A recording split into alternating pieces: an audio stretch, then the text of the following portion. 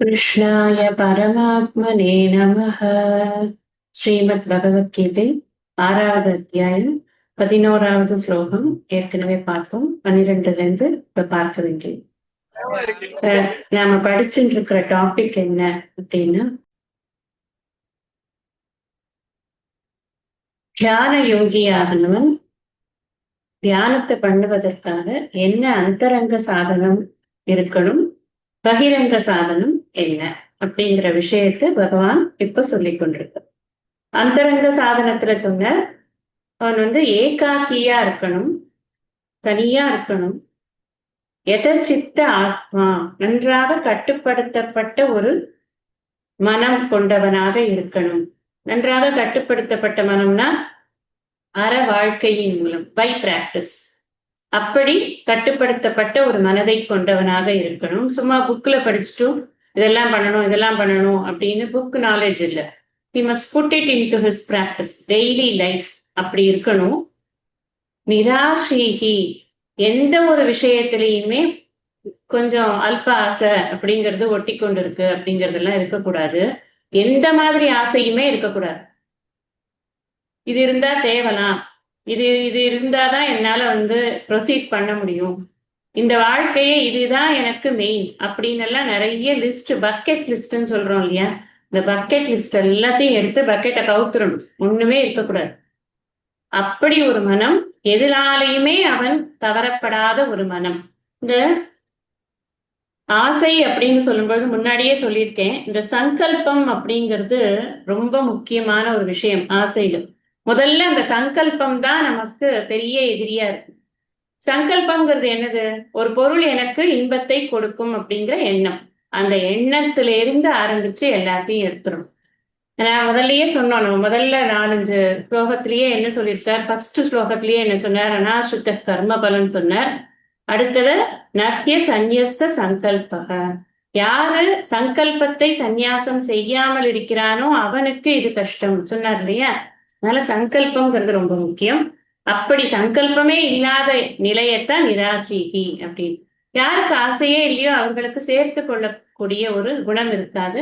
அபரிக்கிரக, இதெல்லாம் முதல்ல சொன்னார். இதெல்லாம் அந்தரங்க சாதனமாக பார்த்தோம்.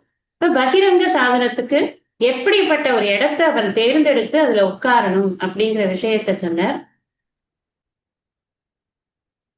எப்படிப்பட்ட ஒரு இடத்தை தேர்ந்தெடுத்து அவன் அமர்ந்திருக்கணும் அப்படிங்கிற விஷயத்த சொன்னார். இப்ப இடம் தேர்ந்தெடுக்கிறது அப்படிங்கிறதுல சுச்சவ், முதல்ல தூய்மையான ஒரு இடமாக இருக்கணும். அது மாத்திரமல்ல, அவன் மேடான இடத்துலயும் இருக்கக்கூடாது, பள்ளமான இடமாவும் பார்க்க கூடாது. ரொம்ப பள்ளமா போயிட்டாலும் அவனுக்கு மூச்சு விடுறது அது இதெல்லாம் கஷ்டமா இருக்கும். ரொம்ப மேடாக போயிட்டாலும் அதுவும் கஷ்டமா இருக்கும். அன்ஈவன் கிரவுண்ட்ல அவன் உட்கார்ந்துனான்னா, அவன் உட்கார்ந்துக்கிறதோட போஸ்டர் சரி பண்றதுலயே பாதி நேரம் சரியா போயிடும். அப்புறம் அந்த போஸ்டர்னால ஏற்படுற வலிகள் அதெல்லாம் அட்டென்ட் பண்றதுக்கு டைம் சரியா போயிடும். தியானம் பண்றதுக்கு நேரமே பத்தாது. பண்ணின மாதிரியே இருக்காது. அவனுடைய மைண்ட் இந்த உடம்ப கவனிக்கிறதுலதான் அந்த மனசு போகுமே தவிர, நமக்கே நீங்க பாத்தீங்கன்னா சுண்டு விரல் தானே நம்ம நினைக்க முடியுமா? அதுல ஒரு அடிபட்டதுன்னா கூட ஒரு நாள் பூரா நமக்கு அதே சிந்தனை, அந்த வேலையை எல்லா வேலையும் அதுக்கு எடுக்கிறதா இல்லையா. எந்த பார்ட்டையுமே நம்ம இக்னோர் பண்ண முடியாது. பகவான் அப்படித்தான் படைச்சிருக்கு. அப்ப இதெல்லாம், இந்த பார்ட்ஸ் எல்லாம் நமக்கு ஒழுங்கா நமக்கு ஹெல்ப் பண்ணணும் அப்படின்னு சொன்னா நம்ம உட்காந்துக்கிற இடத்த கரெக்டா பார்க்கணும். நான் தியுச்ரிதம் நான் அதி நீச்சம் அப்படின்னு சொன்னார். அப்புறம் அந்த ஆசனத்தை எப்படி ப்ரிப்பேர் பண்ணணும், நான் உட்காந்துக்கிற ஆசனம் எனக்கு எப்படி ப்ரிப்பேர் பண்ணப்பட்டதாக இருக்கணும் அப்படின்னு. சைல அஜீன குஷம் எல்லாமே இருக்கணும் அப்படின்னு. முதல்ல குஷம், தர்பை, இந்த குஷம்னா ஒரு கிராஸ், அது தர்பைங்கிற கிராஸ், அதை போட்டுக்கணும். அதுக்கெல்லாம் நிறைய இந்த பாசிட்டிவ் எனர்ஜியை ஈர்க்கக்கூடிய சக்தி எல்லாம் இருக்கு அப்படின்னு சொல்றாங்க. அந்த மாதிரி அதுல உட்கார்ந்து கொள்ளும் பொழுது நம்ம மனம் அமைதியாகிறது அப்படிங்கிறாங்க. அதுக்கு மேல ஒரு மான்தோலோ புலித்தோலோ அது கிடைச்சதுன்னா அதை போட்டுக்கிறது. அதுக்கு மேல ஒரு சாஃப்ட் கிளாத்தை போட்டு உட்காரணும். அந்த உட்காரும் பொழுது நமக்கு உடலுக்கு அது ஹிதமாக இருக்கணும். இருக்கிற உட்கார இடமும் நல்லா இருக்கணும், உட்காரக்கூடிய போஸ்டரும் சரியா இருக்கணும். அப்படிங்கிற வரைக்கும் நாம போன சத்சங்கத்துல படிச்சோம். அடுத்த ஸ்லோகத்துல சொன்ன தத்ரைகாக்கிரம் மனக்கிருத்வா யதசித்தேந்திரிய கிரியக உபவிஷ்யாசனே யுஞ்சியா யோகம் ஆத்ம விசுத்தையே. தத்ர அந்த உடலுக்கு தகுந்த ஆசனத்தை போட்டு உபவிஷ்யன அமர்ந்து, அது மேல அமர்ந்து, என்னோட என்னோட உடம்புக்கு தகுந்த மாதிரி ஆசனம் போடணும். நான் எத்தனை பெருசு இருக்கேனோ அத்தனை பெருசா நான் விரிக்கணும். நான் இத்தினூண்டு ஒரு கர்ச்சீஃப் மாதிரி ஒண்ணு விரிச்சுட்டு நான் அதுல உட்காந்துக்கிறேன், அந்த மாதிரி கதையெல்லாம் நடக்காது. ஏன்னா நம்ம பண்ண போறது தியானம். தியானத்திற்கு நான் முக்கியமா சொல்றேன், திரும்ப திரும்ப சொல்லியிருக்கேன், மனசு முதல்ல அவைலபிளா இருக்கணும். மனசு ஒரு உயர்ந்த விஷயத்துல நிலை நிறுத்தணும் அப்படின்னு சொன்னா, மற்ற சின்ன சின்ன விஷயங்கள்ல அது அலைபாய்ந்து கொண்டு இருந்தது அப்படின்னா நமக்கு பர்பஸ் சர்வாக. அதனால சொல்ற அந்த உடலுக்கு தகுந்த அந்த ஆசனத்தை போட்டுக்கணும் அப்படின்னு. ஆசனே உபவிஷ்யனா அதுல அமர்ந்து, மனசு எப்படி இருக்கணும்? ஏகாகிரம் கிருத்வா. ஏகாகிரம் கிருத்வானா, ஏகாகிரம் அப்படின்னு சொன்னா ஒருமுகப்படுத்தி அப்படின்னு அர்த்தம். இங்க உட்கார்ந்து கொண்டே நான் உலகத்துல இருக்கிற எல்லா கான்டினென்ட்ல இருக்கிற எல்லா கண்ட்ரிஸ் பத்தியும் நினைக்கிறதுக்கு எனக்கு திறமை இருக்கு. இந்த என்னோட மனசுக்கு அந்த திறமை இருக்கு. அதனால அதை என்ன பண்ணணும், நான் ஒரு கடிவாளத்தை போட்டு இங்க உட்காரு, நான் சொல்ற விஷயத்தை தான் நீ நினைக்கணும், நான் இப்போ உனக்கு நினைக்கிறதுக்கான விஷயத்த கொடுக்கறேன்னு அதை முதல்ல அமைதிப்படுத்தி உட்கார வைக்கணும். ஒரே பொருளை சிந்தனை செய்யக்கூடிய ஒரு மனதை இது பண்ணணும். இந்த தாரணை அப்படின்னு சொல்லும் பொழுது சொல்லுவார்கள், நெய் ஒழுக்கு போல அப்படின்னு. ஹோமத்துல எல்லாம் ஹோம கரண்டியிலேருந்து அந்த நெய் ஒழுகி ஒழுகி அப்படி ஒரே லைனா அப்படி அந்த டென்சிட்டினால அங்க இங்க அலைபாயாம விழும். அதே தண்ணீரை விட்டா அந்த டென்சிட்டி கம்மியா இருக்கிறதுனால அப்படி இப்படி ஸ்பிளாஷ் ஆகும். அந்த நெய் ஒழுக்குங்கிறத இந்த தாரணைக்கு உதாரணமா சொல்றது. தியானத்துல தியாரணைங்கிறது ரொம்ப முக்கியம். இந்த தாரணை இல்லை அப்படின்னு சொன்னா தியானம் கைகூடாது. கைகூடாதுன்னா என்ன, ஏதோ புதுசு புதுசா எனக்கு ஏதோ தியானத்துல விஷயம் எல்லாம் தெரியும், புலப்படும், அப்படி கிடையாது. முதல்ல தியானமே பண்ண முடியாது. வி கெனாட் என்ன சொல்றது, அந்த ஒரு விஷயத்துல சிந்தனையை நிறுத்துறது அப்படிங்கறத நம்மளால பண்ணவே முடியாது. அதனால என்ன பண்ணணும்னா மனசு ஏகாக்கிரதை இருக்கணும். இந்த ஏகாக்கிரதை அப்படிங்கிறதுக்கு முன்னாடி ஸ்லோகத்துல இருக்கிற நிராசீகி அபரிக்கிரகங்கிறது வெரி வெரி இம்பார்ட்டன்ட் விஷயம். அதை நாம ஃபர்ஸ்ட் கடைபிடிச்சாதான் ஏகாக்கிரதை இருக்கு. இல்லைன்னா 5 மணிக்கு பால்கார வருவான், 7 மணிக்கு இவங்க வருவாங்க அவங்க வருவாங்க அப்படிங்கிற சிந்தனைகள் தான் அதிகமா இருக்கமே தவிர்த்து நம்மளால உட்கார்ந்து பண்ண முடியாது. அதனால இந்த ஏகாக்கிரதைக்கு இது ரெண்டும் முக்கியமான குவாலிபிகேஷன்ஸ். அதனாலதான் முதல்ல அந்தரங்க சாதனையை முதல்ல கொடுத்த. இப்ப பகிரங்க சாதனையிலையும் திரும்பவும் சொல்றார், நீ ஏகாக்கிரதைய அங்க ஃபாலோ பண்ணணும். ஒருமுகப்படுத்தி எத சித்த இந்திரிய கிரியக, மனம் பொறிகள் ஆகியவற்றின் செயல்பாடுகளை முற்றிலும் அடக்கியவராய். முன்னாடியே நம்ம பார்த்திருக்கோம் 5வது அத்தியாயத்திலே இந்த நாசாபியந்தர சாரிணவ் அப்படின்னு நீ உன்னோட புருவ மத்தியில நீ கொண்டு உன்னுடைய இந்த கண்களை வைத்துக்கொள், அப்புறம் உள்ளுக்குள்ள போகக்கூடிய இந்த மூச்சு காற்றை நன்றாக கவனி அப்படின்னு எல்லாம் இருந்தது. அப்ப என்ன நம்ம அர்த்தம் பார்த்தோம்னா, கண்களை லேசா மூடினா இந்த புருவ மத்தியில இந்த கண்கள் இரண்டும் விழிப்பாவைகள் இரண்டும் வரும் அப்படின்னு பார்த்தோம். அது மூடுறதோட காரணம் என்னன்னா, கண்ணை மூடின்னு இருக்கிறது அப்படிங்கிறத தாண்டி கண்ணை மூடுறதுங்கிறது ஒரு குறியீடு. எதுக்குன்னா, இந்த உலகத்துல இருக்கிற விஷயங்களை நான் அனுபவிக்கிறதுக்கு பார்க்கறத நிறுத்துறேன். அதுக்காக தான் கண்ணை மூடுறேன் நான் ஃபர்ஸ்ட். ஏன்னா எனக்கு ஃபர்ஸ்ட் இன்ஃபர்மேஷன் யார் கொடுக்குறான்னா இந்த கண்ணு தான் ஃபர்ஸ்ட் கொடுக்குறது. அது கொடுத்ததுக்கு அப்புறம் தான் மற்ற விஷயங்கள் எல்லாம் வேக வேகமா ப்ராசஸ் ஆகுது என் மைண்ட்ல. அதனால இந்த இந்திரியங்கள் எல்லாத்தையும் நான் கொஞ்சம் சமனப்படுத்தி வச்சுக்கிறேன். அதுக்காக தான் நம்ம அங்க பார்த்தோம், நம்ம சக்ஷு 2 கண்களையும் இந்த புருவங்களுக்கு நடுவில் கொண்டு வர வேண்டும் அப்படின்னு கண்ணை மூடிக்கணுங்கிற விஷயத்த பார்த்தோம். இங்கேயும் என்ன சொல்ற, எத சித்த இந்திரிய கிரியா. மனசு எத அப்படின்னு சொன்னா திரும்ப முன்னாடி சொல்லியிருக்கேன், எத்தனம்னா முயற்சி செய்து மனதையும் இந்த பொறிகள்ங்கிறது என்னது, நம்மளுடைய புலன்கள், கண்கள், மெய்வாய், கண், மூக்கு, செவி இதெல்லாம் இருக்கே, ஞானேந்திரியங்கள்லாம் இருக்கே. இந்த ஞானேந்திரியங்கள் எல்லாம் வெளியில போய் ஒவ்வொரு விஷயத்தையா பார்த்து அந்த விஷயத்தின் இன்பத்தை நம்மளுக்கு மனசு மூலமாக அனுபவிக்கிறதுக்கான ஒரு இன்ஃபர்மேஷனை ப்ராசஸ் பண்ணி கொடுத்து கொண்டே இருக்கிறது இல்லையா. அது எல்லாத்தையும் முற்றிலும் அடக்கியவராய். சித்த நல்லா அடக்கி அதை முயற்சி பண்ணி அடக்கணும். நம்மளா கான்சியஸா பண்ணணும். நம்ம கான்சியஸா பண்ணாம ஒரு நிலை இருக்கு, அது எந்த நிலை? தூங்கர்ச்சி.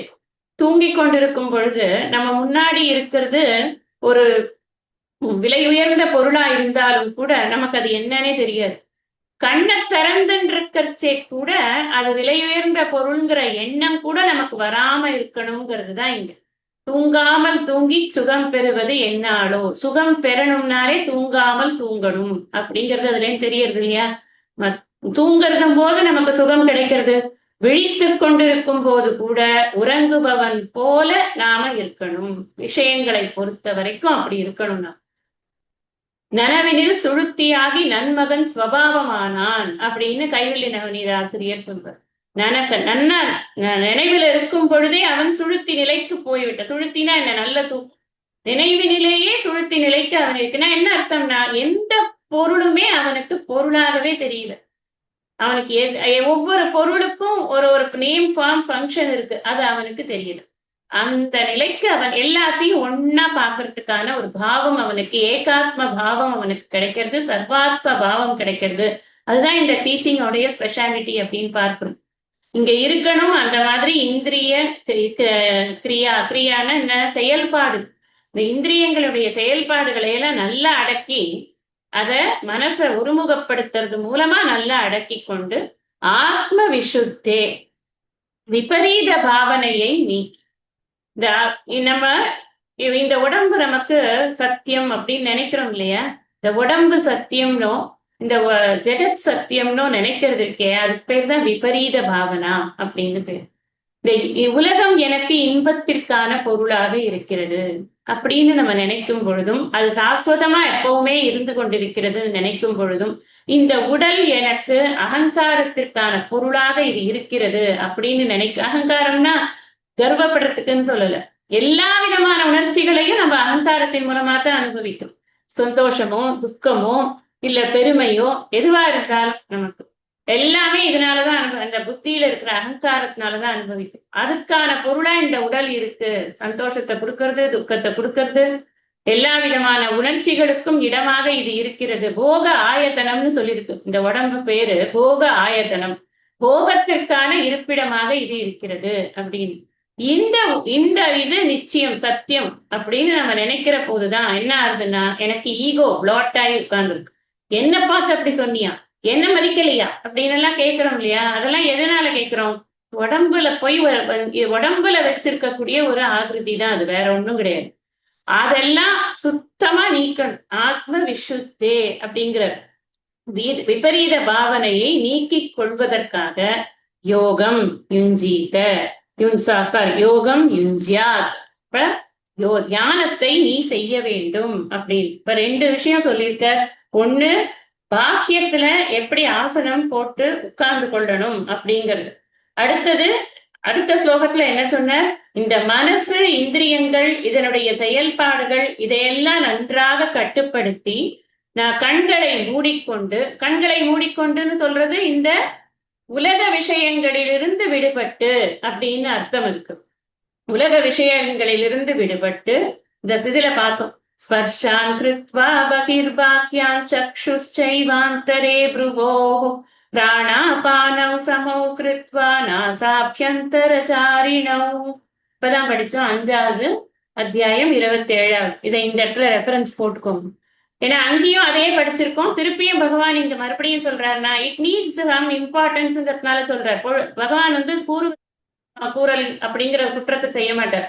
அவர் இன்னொரு தடவை சொல்றாருன்னா நமக்கு தான் இன்னொரு தடவை தேவைப்படுறது அப்படிங்கறத நாம புரிஞ்சுக்கணும். அதுக்காக இத மறுபடியும் இங்கேயும் சொல்றாரு இல்லையா? நீ எதை சித்த கிரியா அப்படின்னு சொல்றாரு இல்லையா? அதனால நம்ம இத பார்க்கணும். அப்போ இந்த சித்தத்தினுடைய செயல்பாடுகள், சித்தக்கிரியா ஆஸ் வெல் அஸ் இந்திரிய கிரியா. சித்தம் என்ன பண்றது? கண்ணை மூடிக்கொண்டு இருந்தாலும் நம்ம ஊரை சுத்துறதா இல்லையா? 3வது அத்தியாயம் எத்தனாவது ஸ்லோகம்? கர்மேந்திரியாணி சம்யம்ய ஆஸ்தே மனசா ஸ்மரன் இந்திரியார்த்தான் விமூடாத்மா மித்யாச்சாரஸ்ஸ உச்யதே. பகவான் சொல், நீ கர்மேந்திரியங்களை எல்லாம் நன்றாக சம்யமம் பண்ணிக்கொண்டு உட்கார்ந்து கொண்டிருக்கிறாய். ஆனால் என்ன, உன்னோட புத்தி என்ன பண்றது? மனசு புத்தி எல்லாம் பறக்கிறது, கடந்து எல்லா உலகம் பூரா பறக்கிறது. மித்யாச்சாரம்னு சொல்றோம். அதனாலதான் இந்திரிய கிரியா அண்ட் சித்த கிரியா ரெண்டையுமே என்னன்னா இந்த உடலை வந்து அசைக்கிறத குறைக்கணும். உட்காந்தாச்சு நான் தியானத்துல நான் இப்படி ஆடிட்டே இருக்கேன், அப்படி காலை இப்படி இப்படி பண்ணிட்டே இருக்கேன். அது பேரெல்லாம் சாப்பலம்னு பேர். அந்த மாதிரி சலிச்சு கொண்டே இருக்கிறது இதெல்லாம் அசுர குணம் அப்படின்னு சொல்றோம். சில பேருக்கு உட்கார்ந்து கொண்டு இருக்கும் பொழுதே கால் அப்படி ஆட்டின்ண்டே இருப்பாங்க, இல்ல கையை ஆட்டிட்டே இருப்பாங்க, இல்ல ஏதாவது ஒரு ஒரு சேஷ்டை, ஏதாவது உடம்புல வந்து ஒரு சேஷ்டை பண்ணி கொண்டே இருக்கணும். கூர்ந்து கவனித்தால் அவர்களுடைய மனம் எப்பொழுதுமே ஒரு நிலையில் இருக்க. அந்த சேஷ்டை என்னத்தை காமிக்கிறது, அது பாக்கியத்துல காமிக்கிற சேஷ்டைக்கு உள்ளுக்குள்ள என்ன நடக்கிறதுனா இந்த மனசுல வந்து ஒருமுகப்பாடுங்கிறதே இருக்காது. எதையாவது போட்டு சிந்தனை பண்ணிக்கொண்டே இருக்கும் அந்த மனம். அதுதான் அசுர குணம்.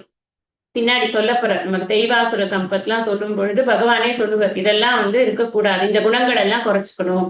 நம்ம எப்படி இந்த நாலேஜ் அசிமுலேட் பண்ணி எப்படி நம்ம வந்து இதனோட பிரயோஜனத்தை அடையிறதுங்கிறது தான் பின்னாடி இருக்கக்கூடிய 6 அத்தியாயங்களும் நம்ம அதைத்தான் பார்க்க போறோம். அப்ப சொல்லுவார், இந்த குணங்கள்லாம் வளர்த்துக்கணும், இந்த குணங்கள் எல்லாம் குறைச்சுக்கணும் அப்படிங்கறதெல்லாம் பகவானே சொல்லி கொடுப்பார். இங்க நம்ம தியானத்துக்கு வந்து உட்காந்துருக்கேன்னு சொல்லிட்டு தியானத்துல உட்காந்துட்டேன் நானு, ஆனா நான் அப்படியே ஆடிட்டே இருப்பேன் அப்படின்னா எப்படி தியானம் பண்றது? முதல்ல தியானம் பண்றாங்களா இல்லையானே தெரியாது. நீ தியானத்துக்கு உட்கார அதே சமயத்துல ரொம்ப இறுக்கி உடம்பையும் வச்சுக்க கூடாது, தளர்வா வச்சுக்கணும். ரொம்ப கண்ணை இறுக்கி டைட்டா மூடிட்டு ஷோல்டர் எல்லாம் டைட் பண்ணிட்டு எல்லாம் உடம்பெல்லாம் ரொம்ப டைட் பண்ணிட்டு இருந்தோம்னா அதுவே பாதி பாடி பெயின் தரும். அப்ப நம்மளால தியானம் பண்ண முடியாது. சோ இதை எல்லாமே புரிஞ்சுக்கணும். நாம உடம்ப வந்து ரொம்பவும் எக்ஸ்ட்ரீமா யூஸ் பண்ணக்கூடாது, ரொம்பவும் இதுவா யூஸ் பண்ணக்கூடாது, லேசியாவும் யூஸ் பண்ணக்கூடாது, மாடரேட்டா இருக்கணும். எல்லா விஷயமுமே மாடரேட்டா இருக்கும். பின்னாடியும் அதைத்தான் சொல்ல போற.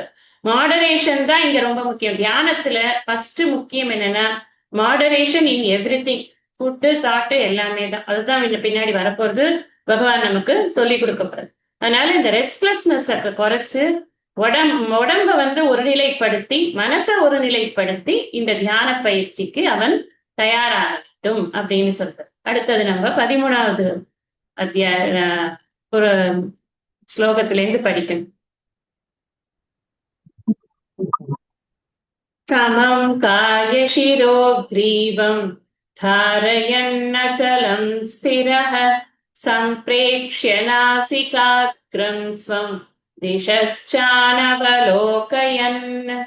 காய சிரோ கிரீவம். காயன உடம்பு, சிரகனா தலை, கிரீவக அப்படின்னா கழுத்துன்னு. இப்ப உடம்பு, தலை, கழுத்து இதெல்லாம் இப்படி ஸ்ட்ரெயிட்டா இருக்கு. சிட் ஸ்ட்ரெயிட், ஸ்டாண்ட் ஸ்ட்ரெயிட் எல்லாம் மிஸ் சொல்லுவாங்கல்ல ஸ்கூல்ல, அது இதுதான் ஒரே நேர்கோட்டுல இருக்கணும். அப்பனாதான் நம்மளால உட்காரும் பொழுது அந்த போஸ்டர் வந்து நமக்கு ஹெல்ப் பண்ணும். இல்ல நம்ம இப்படி விழுந்தோம்னாக்க அதுக்கேற்ற மாதிரிதான் அந்த இது இருக்கும். அந்த உடம்புடைய ஒரு தளர்வு தன்மை ஜாஸ்தி ஆயிடுத்து அப்படின்னு சொன்னா அதுக்கேற்ற மாதிரி உடம்பு வலிகள் எல்லாம் ஏற்படும். ஒரே மாதிரி இருக்கணும் அப்படிங்கறதுக்காக சொல்ற. காய சிரோ கிரீவம், கழுத்து, உடல், தலை, கழுத்து இவற்றை சமம் சமமாக, அச்சலம் அசையாமல், ஸ்திரக உறுதியாக, தாரையன்னு நிறுத்தி, ஸ்வம் தன்னுடைய, நாசிகாக்ரம் மூக்கினுடைய நுனியை, சம்பிரேக்ஷ்ய நோக்கி இருப்பது போலும், திசக திசைகள் எவற்றையும், அனவலோகயன் பாராமலும். இது முதல் ஸ்லோகத்துக்கான 13வது ஸ்லோகத்துக்கான பொருள் பார்த்தோம். இப்ப என்ன சொல்ற, நீ இதுல என்ன முக்கியமான விஷயங்கள் இருக்குன்னா ஃபர்ஸ்ட் எப்படி உட்காரணும்னு சொல்லி கொடுக்குற. உடல் தோல்லேந்து இடுப்பு வரைக்கும் அப்படிங்கிறது தான் உடல் அப்படிங்கிறத குறிக்கிறது. இந்த தோல்லேந்து இடுப்பு வரைக்கும் இருக்கக்கூடிய கீழ் ஆசனம் நம்ம பத்மாசனமோ அர்த்த பத்மாசனமோ வஜ்ராசனமோ எது நமக்கு சௌகரியமோ அதை போட்டுக்க போறோம். பாக்கி இருக்கிறது இந்த மேல் பகுதி தான். இந்த மேல் பகுதியை எப்படி வச்சுக்கணும் அப்படிங்கிறது இந்த ஒரே நேர்கோட்டுல இருக்கணும். இந்த காயம், எதுதான் காயம்ங்கிறது, இந்த போர்ஷன் தான் காயம்ங்கிறது. அந்த காயம், அப்புறம் சிரம் தலை, கழுத்து, இதுதான் கனெக்டிங் பாயிண்ட்.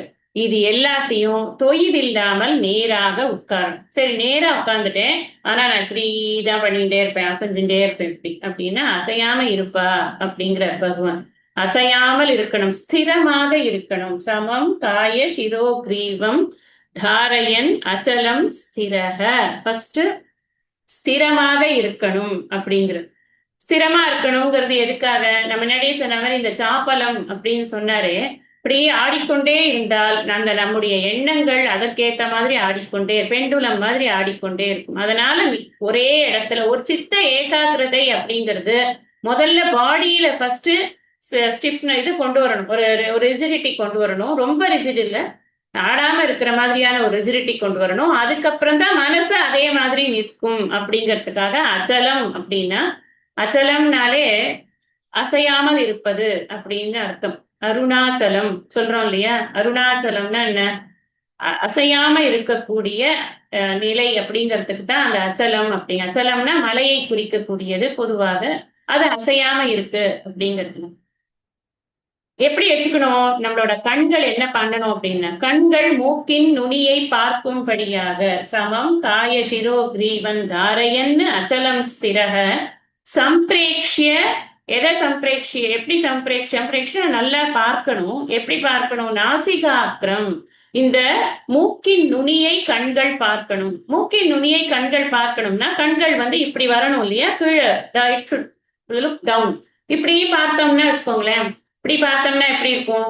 நல்ல உலகத்துல இருக்கிற விஷயத்தெல்லாம் பழைய அவன் ரெட் கலர் ட்ரெஸ் போட்டிருக்கான், அந்த எல்லோ ட்ரெஸ் சூப்பரா இருக்குல்ல, அந்த சாரி நான் வாங்கணும்னு நினைச்சேன், இவன் வாங்கிட்டான். இப்படியே என்ன ஆகும்? கண்ணு மேல போச்சுன்னா ஊரை பொறுக்க போயிடும். அதுதான் அதுக்கு வேலையே. வெளியில சுத்தி கொண்டே இருக்கிறது தான் இந்த கண்ணுக்கு வேலை. அதனால என்ன சொல்ற, முதல்ல அந்த கண்ணை இறக்கியா நீ அப்படிங்கிற. கண்ணை இறக்கி என்ன பண்ணணும்? நாசிகாக்கிரம், இந்த மூக்கின் நுனியை பார்க்கும்படியாக அதை வை. இது வெளியில இப்படி இருக்கு அப்படிங்கறதுனால உள்ளார்ந்த அர்த்தம் என்ன அப்படின்னா, உன்னுடைய பார்வையை உலகத்தின் பால் செலுத்தாமல் உட்புறமாக செலுத்துன்னு அர்த்தம் இருக்கு. நம்ம உலகத்தை பார்க்க ஆரம்பிச்சிட்டோம்னா உள்ள பார்க்க முடியாது. உள்ள பார்க்க தெரிஞ்சு போச்சுன்னா உலகம் பார்வைக்கே வராது. ரொம்ப ரொம்ப முக்கியமான விஷயம், நீங்க நல்லா புரிஞ்சுக்க வேண்டிய ஒரு விஷயம். எப்ப உள்ள பார்க்க கற்றுக்கொண்டோமோ அப்போ உலகம் எக்ஸிஸ்டே ஆகாது. நம்மளை பொறுத்தன வரைக்கும் இந்த உலகம் எக்ஸிஸ்ட் ஆகாது. நான் வைக்கிறது தானே உலகம்ங்கிறது. எனக்கு நான் இந்த மனத்தினால் வந்ததெல்லாம் இந்த வந்ததுதானே உலகம் எல்லாம் அப்படின்னு அதேவில் நினைப்பது இந்த அறிவில் நிற்பது, நினைத்திட உலகமெல்லாம் இந்த அறிவில் நிற்பதன்றோ அப்படின்னு.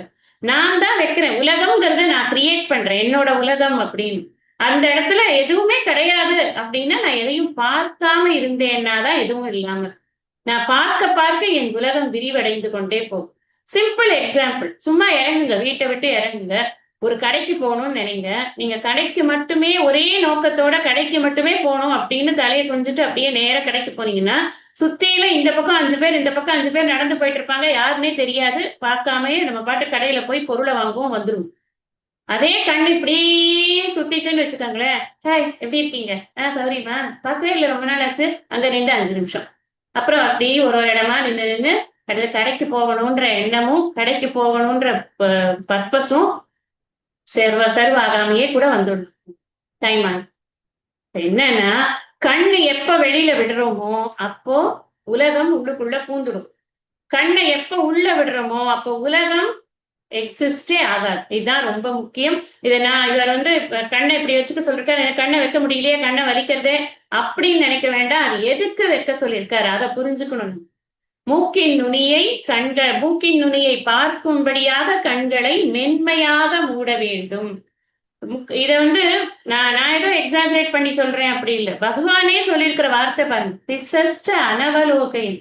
நீ திசைகளை எல்லாம் அவர் வந்து ரொம்ப ரொம்ப பாலிஷ்டா சொல்ற. நீ இந்த ஈஸ்ட் வெஸ்ட் நார்த் சவுத் எதையும் பார்க்காதப்பா. ஈஸ்ட் வெஸ்ட் நார்த் சவுத்ல என்ன இருக்கு? பொருட்கள் இருக்கு, மனிதர்கள் இருக்கிறார்கள், நம்மளை டிஸ்ட்ராக்ட் பண்ணக்கூடிய அத்தனை விஷயங்களும் இருக்கு. உங்களுக்கு தோணும், அப்ப நீங்க சோசியலாவே இருக்க வேண்டாம்னு நினைக்கிறீங்களா? யாரோடையுமே பழக வேண்டாமா? இங்க யார்கிட்ட பேசிட்டு இருக்கோம்? ஒரு தியான யோகி கிட்ட பேசிட்டு இருக்கோம். நம்ம இதுல திருக்குறள்ல நான் சொல்ற மாதிரிதான் துறவரவியல்ல பேசிக்கொண்டு இருக்கக்கூடிய விஷயங்களை வச்சு இல்லறவியல்ல கம்பேர் பண்ணி பார்க்க வேண்டாம். துறவரத்துக்குன்னு சொல்லக்கூடிய நெறிகள் அப்படின்னு இருக்கு. இங்க தியான யோகி அவன் தியானம் பண்றதுக்குன்னு வந்திருக்கான். இப்ப அவன் பண்ண வேண்டியது என்ன அப்படின்னா தியானத்துல மாத்திரம்தான் கான்சென்ட்ரேட் பண்ண. இங்க வந்து ஃபோக்கஸ் இஸ் டுவர்ட்ஸ் த தியான யோகி. தியான யோகி என்ன பண்ணணும் அப்படின்னு சொல்றாரு. அதனால புரிஞ்சுக்கணும். அப்ப நாம வந்து சோசியலைஸ் பண்ண வேண்டாமா, பக்கத்து வீட்டுல யார் இருக்கான்னு தெரிய வேண்டாமா, நீங்க யாரோடையுமே பழக மாட்டீங்களா, அப்படிதான் இருப்போமா, அப்படி எல்லாம் கேள்வி எல்லாம் வரவே கூடாது. ஏன்னா இந்த தியானம் செய்யற சமயத்திலயாவது நாம நமக்குள்ள இருக்கணும். ஃபர்ஸ்ட் ஆஃப் ஆல் நான் தியானம் பண்ற சமயத்துல கூட நான் என்னோட கண்களையும் என்னுடைய மனதையும் வெளியில விட்டேன்னா எப்பொழுதுமே அது வெளியில தான் போய் கொண்டிருக்குமே தவிர ஒரு நேரம் கூட உள்ளுக்குள்ள வராது அப்படின்னு. வெளியில போனா எப்படி ஆகுங்கிற எக்ஸாம்பிள நான் உங்களுக்கு சொன்னேனே ஒழிய அது தியானம் பண்ணும் பொழுது நம்ம கண்கள் வெளியில போச்சுன்னா ஏற்கனவே பார்த்ததெல்லாம் மைண்ட ரீகேப் போட்டு போட்டு அதையே தான் நினைக்கும். தியானத்திற்கான விஷயத்தை நினைக்காது. பகவான் பின்னாடி சொல்ல போறார், தியானத்திற்கான விஷயம் என்ன, பயன் என்னங்கிறதெல்லாம் அழகா சொல்ல போறார். அந்த விஷயத்தை நம்மளால தியானத்துக்குள்ள கொண்டு வர முடியாம போயிடும். அதனால சொல்றார் அவர், நீ எங்கேயும் பார்க்க கூடாது அப்படின்னு. அதுக்குதான் அங்க முன்னாடி 5வது அத்தியாயத்துல ஸ்பர்ஷான் கிருத்வா பகிர்பாக்கியான்ல முன்னாடியே போட்டுட்டார் ஒரு ஃபவுண்டேஷன். நம்ம எப்பவுமே பார்த்தோம்னா நமக்கு தெரியும் கனெக்டிவிட்டி ஒரு அத்தியாயத்துக்கும் இன்னொரு அத்தியாயத்துக்கும் எப்படி இருக்கு அப்படிங்கிறது.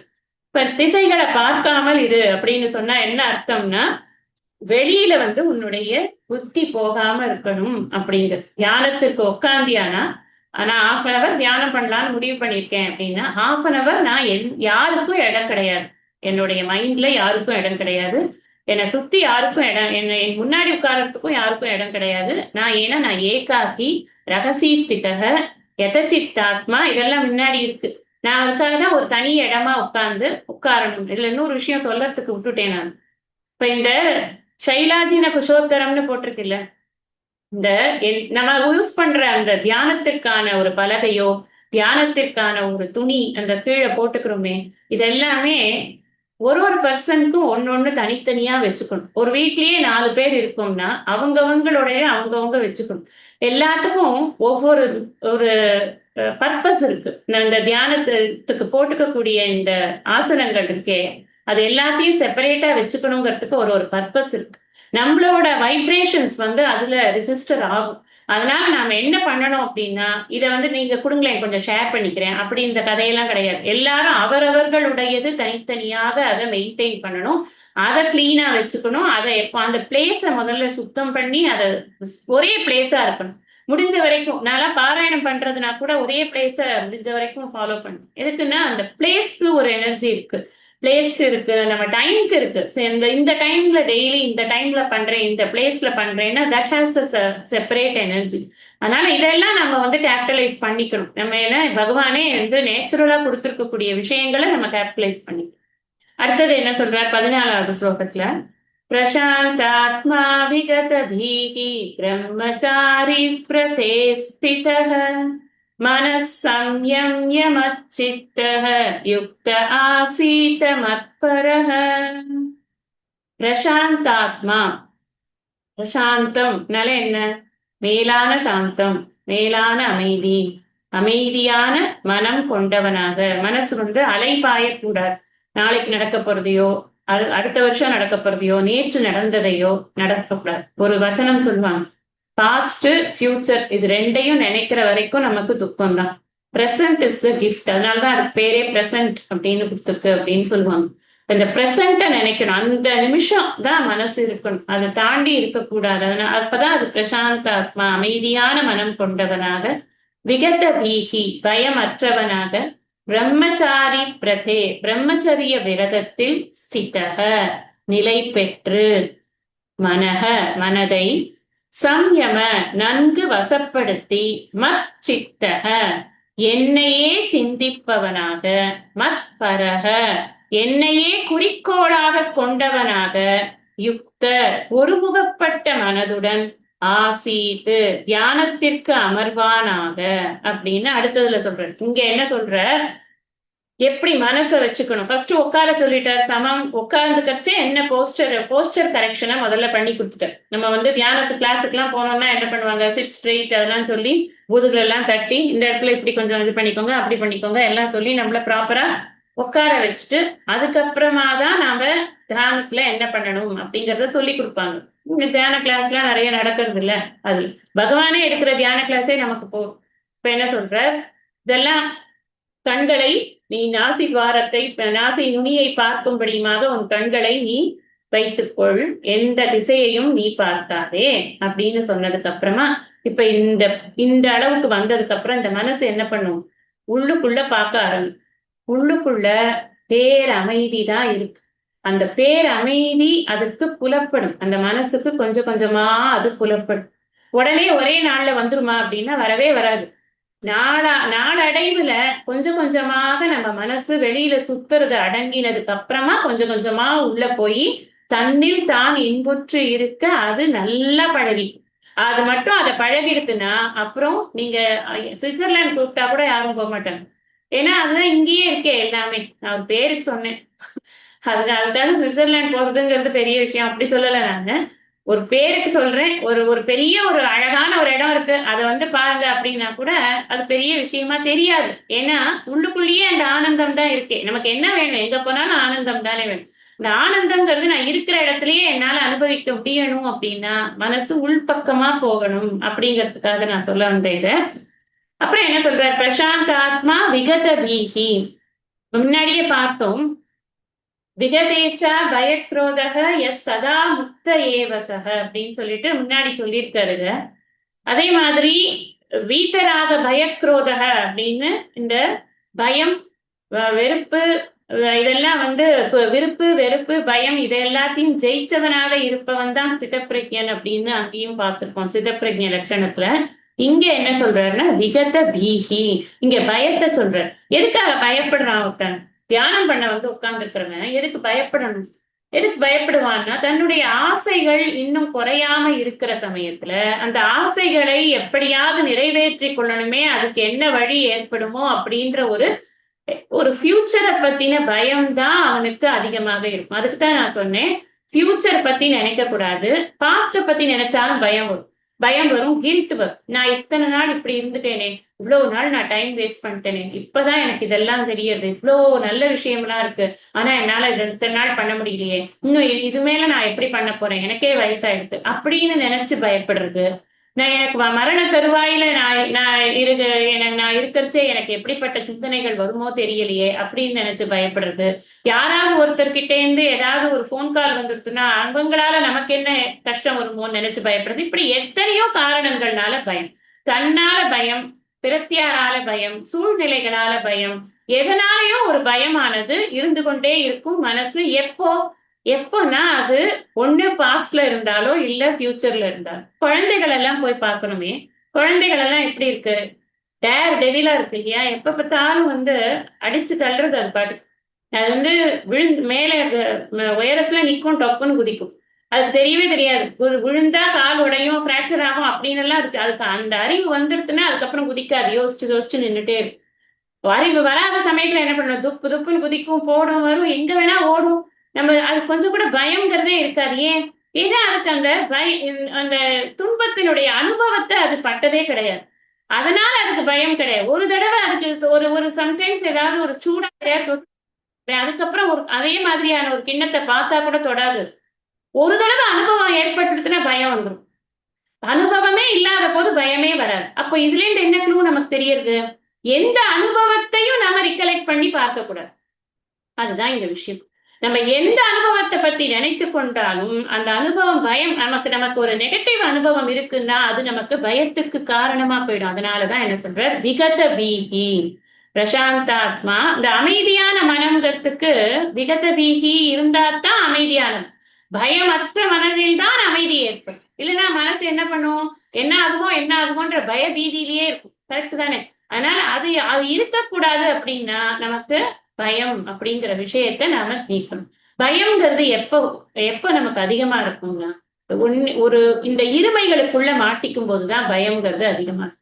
விருப்பு வெறுப்பு அப்படிங்கிறது இருந்ததுனாதான், எந்த சூழ்நிலையா இருந்தா தான் என்ன, சமலோஷ்டாஷ்ம காஞ்சனக முன்னாடியே சொல்லிட்டாரு. அவன் எப்படி இருப்பான் ஞானி அப்படின்னு, அவனுடைய புத்தி எப்படி இருக்கும்னா எல்லாம் ஒண்ணுதான் அவனுக்கு. சர்வபூத ஹிதே ரதாஹா அப்படிலாம் படிச்சிருக்கோமே ஞானியை பத்தி 5வது அத்தியாயத்துல. அவனுக்கு எந்த ஒரு வித்தியாசமுமே தெரியாது, எல்லாம் ஒன்றுதான் அப்படின்னு நினைக்கக்கூடிய அந்த ஒரு மனநிலையில் இருக்கக்கூடியவன். நைவ குர்வன்னு ந காரையன்னு நவத்வாரே புரே தேகி நைவ குர்வன்னு ந காரையன்னு. எதுவும் நான் பண்றது இல்ல, எதுக்கும் நான் காரணமாவும் இருக்கிறது இல்ல, எந்த காரியமும் என்னால நடக்கல, நான் என்னால எதுவும் வந்து நடக்க போறதும் இல்ல, நடந்துட்டு இருக்கவும் இல்ல அப்படின்ற அறிவோடு அவன் இருக்கும் பொழுது பயம் எப்படி வரும்? இப்ப இங்க நீங்க இன்னொரு விஷயத்த புரிஞ்சுக்கணும். இந்த பயம் இல்லாம இருக்கணும்னா சாஸ்திரத்தை ஒழுங்கா படிச்சு, சாஸ்திரத்தை படிச்சு அது நம்ம மனசுக்குள்ள நல்லா போய் உட்கார்ந்து இருக்கணும். தியானம் யாருக்கு? யார் ஒழுங்கா சிரவணம் பண்ணியிருக்காங்களோ அவங்களுக்கு தான் தியானம். இந்த தியானம் பண்றது எதை அப்படின்னா, சிரவணம் பண்ணின விஷயத்த தியானம் பண்ணு. சிரவணம் பண்ணினது எது? சிரவணம் பண்ணினது ஆத்ம லட்சணத்தை. ஆத்ம லட்சணத்தை தியானம் பண்ண போறோம் அப்படின்னு சொன்னா அந்த ஆத்ம லட்சணம் சரியா புரிஞ்சிருக்கணுமா இல்லையா? அது புரிஞ்சிருக்கணும். அதுக்காகத்தான் இந்த அதை சொல்ற, மனசு அமைதி ஆறுதுங்கிறது எப்போன்னா, கொஞ்சம் கூட பயமே இல்லை, இருமைகளுக்குள்ள சிக்காத ஒரு மனமாக அது இருக்கும் பொழுதுதான் அது விகத பீகி, பயத்தை விட்டதாக இருக்கிறது. அடுத்தது ரொம்ப முக்கியமான விஷயம் இது, பிரம்மச்சரிய விரதம் அப்படின்னு. பிரம்மச்சரிய விரதம் இந்த 8 வகையான சேர்க்கை அப்படிங்கறத தவிர்க்கிறது தான் பிரம்மச்சரியம் அப்படின்னு சுவாமிஜி சொல்லியிருக்கார். 8 வகையான சேர்க்கை என்னென்ன அப்படின்னா, தவறான நோக்கத்துல நினைக்கிறது, தவறான நோக்கில் எண்ணுதல், அது முதல். நீங்க நினைக்க கூடாது, இதெல்லாம் ஆண்களுக்கு மட்டும்தான் அப்ளிகபிள், பெண்களுக்கு இது ரொம்ப இது வந்து அப்ளிகபிளே கிடையாது, நம்ம எல்லாம் ரொம்ப இன்சுலேட்டட் தான் நம்ம மைண்ட் அப்படின்னு மட்டும் நினைக்காதீங்க. இன்றைய காலகட்டத்துல இல்ல இன்றைய காலகட்டமா இருந்தாலும் மனம் என்பது மனம்தான். அது பெண்ணாக இருந்தாலும் ஆணாக இருந்தாலும் மனசை கட்டுப்படுத்துறது அப்படின்னு வரும் பொழுது இந்த இந்த விஷயங்கள் எல்லாத்துலயும் யார் வேணாலும் எப்ப வேணாலும் சஞ்சலப்படணும். நம்ம உடனே வந்து நமக்கு இல்ல, இது இந்த அவுட் ஆஃப் போர்ஷன், பிரம்மச்சரிய விரதக இது நமக்கு இல்ல அப்படின்னு நினைக்க கூடாது. அதனாலதான் இந்த விஷயத்த சொல்லணும்னே நினைக்கிறேன். அப்ப தவறான நோக்கத்தில் எண்ணுவது அது வந்து முதல். அப்புறம் தவறான நோக்கத்தில் பார்ப்பது. முதல்ல தவறான நோக்கத்துல நினைக்கிறது, அப்புறம் தவறான நோக்கத்துல பார்க்கிறது. பெரும்பாலும் இந்த விஷயங்கள் ஆப்போசிட் செக்ஸ் கிட்டதான் ஏற்படும். இது வந்து பொருள்ல இல்ல. ஒரு பொருளை தவறான நோக்கத்துல பார்த்தா, தவறான நோக்கத்துல இது பண்ணா, நினைத்தான் எண்ணினான் அப்படின்னு சொல்றது ஆப்போசிட் பர்சன், செக்ஸ், அந்த ஆண் என்றால் பெண், பெண் என்றால் ஆண், அப்படித்தான் இதை பத்தி புரிஞ்சுக்கணும். அதுக்கப்புறம் தவறான நோக்கத்தில் புகழ்வது, சும்மா அடிச்சு விடுறது, நீங்க அப்படி இருக்கீங்க, நீங்க எப்படி இருக்கீங்க, உங்களை போல கிடையாது, நான் உங்களை அங்க பாத்திருக்கேன், இங்க பாத்திருக்கேன், உங்க பேச்செல்லாம் அப்படி, உங்க இதெல்லாம் அப்படி, உங்க செய்கையெல்லாம் அப்படின்னு ஆய்வுன்னு எல்லாத்தையும் அடிச்சு விடுறது. இல்ல பிசிக்கலா புகழறது, அப்புறம் அவங்களோட ஆக்டிவிட்டிஸ புகழறது, இப்படி அவங்க அதாவது தகுதியோட புகழறதுங்கிறது வேற. இது முன்னாடியே இந்த தவறான நோக்கத்தில்ங்கிறத எல்லாத்தையும் போட்டுட்டே வந்தீங்கன்னா உங்களுக்கு இது புரிஞ்சு. நம்ம யாரையும் அட்ராக்ட் பண்ணணும் அப்படிங்கிறதுக்காக அவங்க கிட்ட ஒரு நல்ல பெயர் எடுக்கணும், அவங்க கிட்ட நெருங்கணுங்கிற ஒரு ஆசையோட கூட அந்த புகழ்தல் அப்படிங்கிறத பண்றது. அவங்க நம்ம கிட்ட வந்தா நல்லா இருக்கும், நாலாவது அவங்க நம்ம கிட்ட வந்தா நல்லா இருக்கும்னு நினைக்கிறது. நமக்கு அந்த பர்சன் வந்து நம்மளோட சேர்ந்தா நல்லா இருக்கும் அப்படின்னு நினைக்கிறது நாலாவது. அந்த சேர்ந்தா நல்லா இருக்கும்னு நினைக்கிறதுக்கு அப்புறமா நம்மளுடைய அன்பை வெளிப்படுத்துது. இது எல்லாமே தவறான எண்ணத்தோடு, இந்த ஃபர்ஸ்ட் கேப்ஷன் தவறான எண்ணத்தோடு அது இருந்துட்டே இருக்கணும். அன்பை வெளிப்படுத்த, அந்த நியாயமாக ஒரு மனிதனுக்கு மனிதன் அன்பை வெளிப்படுத்துவதில்ல, பிரச்சனை இல்லை. இங்க வந்து வேற ஒரு குறிக்கோளோடு அந்த அன்பை வெளிப்படுத்துவது அப்படிங்கிறது தப்பு. அடுத்தது ரகசியமா பேசுறது. என்ன பேசுறோமோ அதை 4 பேர் முன்னாடி பேசிட்டா என்னைக்குமே பிரச்சனை கிடையாது. கொஞ்சம் அந்த பக்கம் வரீங்களா அப்படின்னாலே ப்ராப்ளம் ஸ்டார்ட். அந்த அது இப்ப நிறைய ப்ராப்ளம் நம்ம இதுல பாக்குறோம்ல, சோசியல் மீடியால வராததையா நான் சொல்ல போறேன். எத்தனையோ விஷயங்கள் இருக்கு, எல்லாருக்கும் அது வெல் இன்ஃபார்ம்டு. அதெல்லாம் நான் வந்து பெருசா விளக்க போறது, ஜஸ்ட் தலைப்பை தான் கொடுக்குறேன். இதுக்குள்ள நீங்க நிறைய ஹோம்ஒர்க் பண்ணி நீங்க பக்கம் பக்கமா எழுதலாம் இந்த விஷயத்துல. இதெல்லாம் எல்லாருக்குமே நிறைய இன்ஃபர்மேஷன்ஸ் கேலோர், எல்லார் வீட்லயும் நிறைய அனுபவங்கள்லாம் கூட இருக்கும்.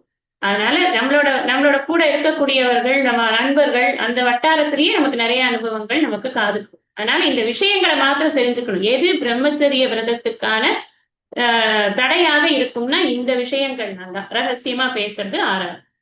7வது ரகசியமா கூட இருக்கிறது, சேர்ந்துக்கிறது, மைதுனம் பண்றது. 8வது மைதுனம் பண்றது, சரீர சம்பந்தம் வச்சுக்கிறது. இப்ப இது வந்து ஒரு ப்ராசஸ். ஒருத்தரை பார்த்தோம், ஒருத்தரை நினைக்கிறோம், அவங்கள பாக்குறோம், அப்புறம் அவங்கள நல்லா புகழறோம், அப்புறம் அவங்க நம்மளுக்கு கிடைச்சா நல்லா இருக்கும்னு நினைக்கிறோம், அப்புறம் நமக்கு கிடைக்கணுங்கிற ஆசையை, அன்பை வெளிப்படுத்தி அதை ஆசையை கேட்கிறோம், அப்புறம் ரகசியமா பேசுறோம், ரகசியமா அவர்களோடு இருக்கிறோம், அந்த ரகசியமாகவே அவர்களோடு சரீர சம்பந்தம். இது எல்லாமே இதெல்லாம் 8 வகையான இனச்சேர்க்கை அப்படின்னு சொல்லியிருக்கு சாஸ்திரம். இந்த அஷ்டவித மைத்துனம் அப்படின்னு இதுக்கு பேர். இந்த மைத்துனத்தை, இந்த சேர்க்கைய நாம தவிர்க்கிறது அப்படிங்கிறது தான் இந்த பிரம்மச்சரிய விரதம் அப்படின்னு சொல்றது. இந்த பிரம்மச்சரியம் அப்படின்னாலே இந்த அஷ்டவித மைத்துனத்தை தவிர்த்த ஒரு நிலைதான் அப்படின்னு. பிரம்மச்சரிய விரதே ஸ்திதக, ஸ்திதகன என்ன, கட்டாயம் அதுல நிலைத்து நிற்கணும். நான் கொஞ்சம் டிலிடாலி mind, cat on the wall mind எல்லாம் வச்சுட்டா உட்கார முடியாது. முதல்ல இந்த மாதிரி அந்த மாதிரி ஒரு மைண்ட் இருந்தா இந்த சாஸ்திரத்தை படிக்க முடியாது. ஃபர்ஸ்ட் திங், ஏதோ பூர்வ புண்ணியத்தினால இந்த சாஸ்திரம் படிக்கிறதுக்கு கிடைச்சாச்சு, படிச்சாச்சு, ஒரு குரு கிடைச்சு படிச்சாச்சு. அந்த சாஸ்திரம் உள்ள போகணுமா வேண்டாமா, அதுக்கு இந்த குணங்கள் உதவாது. அப்ப என்ன ஆகும், அவன் யோக பிரஷனா போய் நிற்பான். கடைசியில திரும்ப வரணும், திரும்ப வந்து மறுபடியும் படிக்கணும். அதெல்லாம் சொல்லுவார் பின்னாடி, கிருஷ்ணரே சொல்லுவார். இப்ப பிரம்மச்சாரி பிரதேஸ்திதக மனசம்யம சம்யம்ய மச்சித்தக யுக்த ஆசீத மத்பரக அப்படின்னு அடுத்த லைன்ல சொல்லியிருக்க. இப்ப என்னெல்லாம் இந்த தியானத்திற்கான நியமங்கள் சொல்லியிருக்காரு, இதுவரைக்கும் என்னெல்லாம் நியமங்கள் சொல்லியிருக்கார் அப்படின்னு பார்த்தோம்னா, முதல்ல ரகசியமா இருக்கிறது, அதாவது நம்ம ரகசியமான ஒரு இடத்துல இருக்கிறது. நம்ம ரகசியமா இருக்கிறது அப்படின்னா, நான் யார்கிட்டையும் சொல்லாம, யாருக்கும் தெரியாம, நான் எங்க இருக்கேனே சொல்ல மாட்டேன் அப்படின்னு இல்லை. நல்லா வெல் இன்ஃபார்ம் பண்ணிட்டு வீட்டுல ஒரு ஓரமா உட்கார்ந்துக்கிறது அப்படிங்கிறதுல தப்பு கிடையாது. நான் யாருக்கும் தெரியாம பண்ணணும் அப்படிங்கிறதுல. இது ரகசியம்ங்கிறது எதுக்குன்னா, அந்த தனிமை, அந்த ஏகாந்தம் நமக்கு வேணும் அப்படிங்கிறது. அதே மாதிரி கூட்டமா இல்லாம தனியா உட்கார்ந்து ஒரு ஆளாக யார் பண்றோமோ அவங்க மாத்திரம்தான் அந்த இடத்துல இருக்கணும். அப்படி ஒரு இடத்தை தேர்வு செய்து, அப்படியே ஒரு 4-5 பேர் சேர்ந்து ஒரே இடத்துல தியானம் பண்ணக்கூடிய ஒரு சூழ்நிலை வந்தால் கூட அவரவர்கள் தியானத்துலதான் கான்சென்ட்ரேட் பண்ணணுமே தவிர பேச்சு கொடுத்து கொண்டு இருக்கக்கூடாது. அது ரொம்ப முக்கியம். அப்புறம் உடம்பு, மனசு, புத்தி எல்லாம் நெறிப்படுத்தி ஆசை, எதிர்பார்ப்பு இதை எல்லாத்தையும் குறைத்து கொண்டு எந்த விதமான உடைமை பொருட்களும் இல்லாமல் நாம இந்த தியானத்திற்கு அமர வேண்டும் அப்படிங்கறத முதல்ல சொன்னார். இப்ப இந்த தியானத்தினுடைய விஷயத்தை பின்னாடி சொல்லப்ப மச்சித்தக அப்படின்னு, மச்சித்தக அப்படின்னு சொன்னா என்ன அர்த்தம் பார்த்தோம் நம்ம. என்னையே சிந்திப்பவனாக, இந்த இடத்துல நாம புரிஞ்சுக்கணும், பகவான் கிருஷ்ணரையே சிந்திப்பவனாக அப்படின்னும் இதுக்கு பொருள் சொல்லலாம். என்னையே அப்படின்னா பின்னாடி அவரே மாத்திடுவார், மெய்ப்பொருள் தத்துவமான என்னையேன்னு மாத்திடுவார். நாம இங்கேயே நம்ம என்ன புரிஞ்சுக்கணும்னா, பேர் அறிவு ஸ்வரூபமாக இருக்கக்கூடிய, தூய உணர்வாக இருக்கக்கூடிய அந்த தத்துவத்தை சிந்திப்பவனாக அப்படின்னு நாம புரிஞ்சுக்கணும். ஏன்னா ஒரு உருவ வழிபாடு அப்படின்னு சொல்றதுக்கும் இதுல இடம் இருக்கு. அப்படி சொல்றதுனால தப்பு இல்லை. ஆனா புரிஞ்சுக்கிறது, நாம இப்ப தத்துவத்தை சிந்தனை பண்ண போறோங்கிறதுனால தத்துவத்தை சிந்திக்கணும் அப்படிங்கறத புரிஞ்சுக்கணும். பரக, என்னையே குறிக்கோளாக கொண்டவனாக. பரக அப்படின்னு சொல்லும் பொழுது மேலான அப்படின்னு அர்த்தம். இந்த மேலான அல்டிமேட்டா எதை அடையணும் அப்படின்னா, நான் அந்த அறிவை பலப்படுத்தணும். அதான் என்னோட இது கோல். என்ன எனக்கு, நான் பெற்ற அறிவை பலப்படுத்தணும். தியானத்திற்கான பர்பஸ் என்ன, நான் என்ன அறிவை பெற்றேனோ அந்த அறிவை பலப்படுத்தும். எதுக்கு, அந்த அறிவை தரக்கூடிய அந்த சொற்களை நான் மீண்டும் மீண்டும் மீண்டும் மீண்டும் சிந்திப்பதன் மூலமாக அந்த சொற்கள் என்மயமாகி அந்த அறிவு பலப்படும். அப்படிங்கிறதுனால இந்த அறிவை பலப்படுத்துறதுக்காக மத்பரக, ஒருமுகப்பட்ட மனதுடன் உட்காரு, தியானத்துக்கு உட்காரு அப்படின்னு சொல்ற. அடுத்ததுல சொல்ற, யுஞ்சன்னேவம் சதாத்மானம் யோகி நியதமானசஹ சாந்திம் நிர்வாண பரமா மத்சம்ஸ்தாமதிகச்சதி. நியதமானசஹ, பரிபூர்ண விவேக வைராக்கியத்துடன். நியதம் அப்படின்னா, நியதம் குரு கர்மத்துவம் முன்னாடி படிச்சிருக்கோம். நியதம்னா என்ன, விதிக்கப்பட்ட, எப்படி மனசு இருக்கணுமோ அது மாதிரி கட்டுப்படுத்தப்பட்ட அந்த மனதோடு கூட. அந்த கட்டுப்படுத்தப்பட்ட மனம் திருப்பி திருப்பி எத்த சித்தாத்மாங்கிறார், நியத மானசனங்கிறார். எப்படி வரும் அது அப்படின்னா, விவேகம் வைராக்கியம் பரிபூர்ணமாக இருக்கணும். விவேகம்ங்கிறது எதுல விவேகம் இருக்கணும், நித்தியம் எது அனித்தியம் எது, சத்தியம் எது மித்யா எது, ஆத்மா எது அனாத்மா எது, இதை பற்றிய விவேகம் இருக்கு. டிஸ்கிரிமினேஷன் ப்ராப்பரா இருக்கு. இதெல்லாம் இதுக்கு எனக்கு என்ன தெரியணும், 2வது அத்தியாயத்துல ஆத்ம லட்சணங்கள் பரிபூர்ணமா எனக்கு மனப்பாடமா இருக்கணும். அதெல்லாம் இருந்ததுனாதான் மனசு அதுல நிலைச்சு இருக்கும். அப்பதான் அது நியத்த மானசக பரிபூர்ண வைராகியத்தோடு கூடிய ஒரு மனமா. எந்த ஆசை நிராசைகி அபரிக்கிரக சொல்லியிருக்க. அடிக்கடி சொல்லிக்கொண்டே இருக்கிறார். கோட் பண்றதுக்கு 1000 ஸ்லோகம் வந்துரும் போல இருக்கு நமக்கு. இதுக்குள்ளேந்தே அவ்வளவு இது இருக்கு, விஷயங்கள் இருக்கு கோட் பண்றது. அதனால நம்ம என்ன புரிஞ்சுக்கணும் அப்படின்னு சொன்னா, இந்த மனச விவேகத்தோடையும் வைராகியத்தோடையும் கூட அதை நெறிப்படுத்தி வைத்துக் கொண்டிருப்பவனாக, நன்கு கட்டுப்படுத்தியவனாக, யோகி தியான யோகி ஏவம் இவ்வாறு சதா எப்போதும் ஆத்மானம் தன் மனதை யுஞ்சன்னு தியானத்தில் ஈடுபடுத்தியவனாக மத் சம்ஸ்தான் மெய்ப்பொருளாகிய என்னை சார்ந்து இருக்கின்ற. இந்த அர்த்தம் எல்லாம் ரொம்ப முக்கியமான அர்த்தம். எழுதிக்கணும் நீங்க. ஏன்னா நிறைய நமக்கு டவுட்ஸ் வந்துடும். ஒரு இடத்துல இப்படி இருக்கு, ஒரு இடத்துல அப்படி இருக்கு. அதுக்கு நான் சொல்ற பொழிப்புரைய பதவுரையை கரெக்டா எழுதிக்கணும். மத் சம்ஸ்தான் ஏன்னா முன்னாடி சொன்னார் மத் சித்தக என்னையே சிந்திப்பவனாய். இங்க அது விளக்குற மத் சம்ஸ்தான். நான் மத் சம்ஸ்தான இங்கேயும் அந்த எண்ணெய்ங்கிறது யாரு? எண்ணெய்ங்கிறது அந்த பீதாம்பரதாரியான குழலூதும் கண்ணனை சொல்லலப்பா. மெய்ப்பொருளாகிய என்னை சார்ந்து, மெய்ப்பொருள்ங்கிறது என்ன? தூய உணர்வாகிய என்னை சார்ந்து. நான் யாரு? நானும் தூய உணர்வு தான். நம்ம ஒரு ஆல்மா மேட்டர் வேணும், நமக்கு ஏதோ ஒண்ணு பிடிக்கணும்ல, அதுக்காக சொல்றேன். தூய உணர்வாகிய என்னை சார்ந்து இருக்கின்ற நிர்வாண பரமாம். இந்த தூய உணர்வுக்கு இருக்கக்கூடிய ஒரு முக்கியமான இது என்ன ஆட்ரிபியூட்னு சொல்லக்கூடாது, ஆனா நம்ம புரிஞ்சுக்கிறதுக்காக சொல்றோம். தூய உணர்வு எப்படிப்பட்டதுன்னு படிக்கிறது. போக்கு வரவற்று இருக்கிறது. ஏன்னா அது எப்பவும் இருந்து கொண்டே இருக்கிறது. சத்தியமானதாக இருக்கிறது, நித்தியமானதாக இருக்கிறது. நிர்வாண பரமாம் அப்படின்னு சொன்னா போக்குவரவே இல்லாத மேலான ஒரு வஸ்து அப்படின்னு அர்த்தம். அத குவாலிஃபை பண்ற மத் சம்ஸ்தான் அப்படிங்கிறத நிர்வாண பரமா மத் சம்ஸ்தான். போக்குவரவே இல்லாத மெய்ப்பொருளாகிய என்னை சார்ந்து இருக்கின்ற அந்த மேலான ஆழ்ந்த அமைதியை, சாந்திம் மேலான ஆழ்ந்த அமைதியை அதிகச்சதி நன்கு பெறுகிறார். What is the benefit of this தியானம்? அதைத்தான் இங்க சொல்றேன். நீ இது மாதிரி எல்லாம் ரொம்ப கஷ்டப்பட்டு இடமெல்லாம் கண்டுபிடிச்சு சைலாஜின குசோத்தரம் எல்லாம் போட்டு உட்கார்ந்துட்டு எல்லாம் பண்ணி நீ உன்னுடைய சம்பிரேக்ஷ நாசிகாக்கிரம் திசஸ்டான் அவலோகையன் இத்தனையும் சொன்னார். இதெல்லாம் சொல்லி எனக்கு என்னப்பா கிடைக்கும் அப்படின்னா, இதுதான் கிடைக்கும். மேலான மன அமைதியை பெறுகிறார். அந்த மேலான அமைதிங்கிறது எங்க இருக்குன்னா, தூய உணர்வு அப்படிங்கிறது மேலான அமைதியின் உறைவிடமாக அது இருக்கிறது.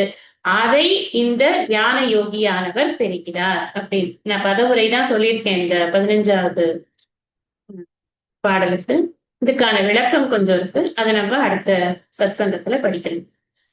இந்த அளவுக்கு இன்னைக்கு இந்த வகுப்பை நாங்க நிறைவு செய்யணும். ஐயனே எனதுள்ளே நின்று அனந்த ஜென்மங்களாண்ட மெய்யனே உபதேசிக்க வெளிவந்த குருவே போற்றி.